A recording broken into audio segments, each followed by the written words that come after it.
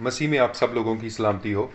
पिछली वीडियो में हमने सीखा था दुआ का मतलब क्या है, दुआ की इकसाम क्या हैं।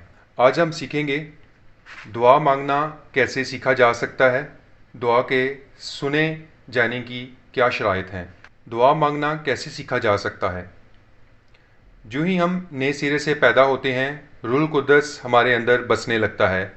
वो हमें खुदा को ए हमारे बाप कहना सिखाता है। गलतियों 4 बाब और उसकी 6 आयत। कोशिश करें कि अपनी बाइबल से इन हवाला जात को ख़ुद भी तलावत कीजिएगा। खुदावंद यसू ने मत्ती 6 बाब और उसकी 9 में यही सिखाया है, लेकिन आजकल बेशुमार लोग हर एतवार को बेसोचे समझे ये अल्फाज दोहराते रहते हैं और उनको कभी एहसास नहीं होता कि खुदा को बाप कहने का मतलब क्या है।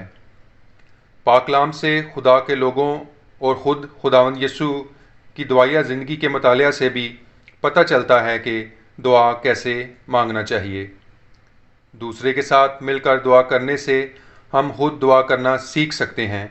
जब दिगर मसीहियों को दुआ मांगते सुनते हैं तो गैर शऊरी तौर पर जान लेते हैं कि हमारी दुआ में क्या क्या बातें शामिल होनी चाहिए। दुआ मांगना सीखने के इस तरीके को बुरी तरह नज़रअंदाज किया जाता है, हालांकि ये बेहद ज़रूरी है। जब तक वक्त सिर्फ ना किया जाए कोई भी काम नहीं सीखा जा सकता। करते करते इंसान कोई काम सीख लेता है। अगर कोई शख्स हवाई जहाज़ उड़ाना चाहता है तो हवाबाजी के मुतल्लक किताबें पढ़ना, इस फ़न की इस्लाहात सीखना या माहिर हवाबाजों को काम करते देखना काफ़ी नहीं, बल्कि उसे खुद अपने हाथ से ये सब करना होगा।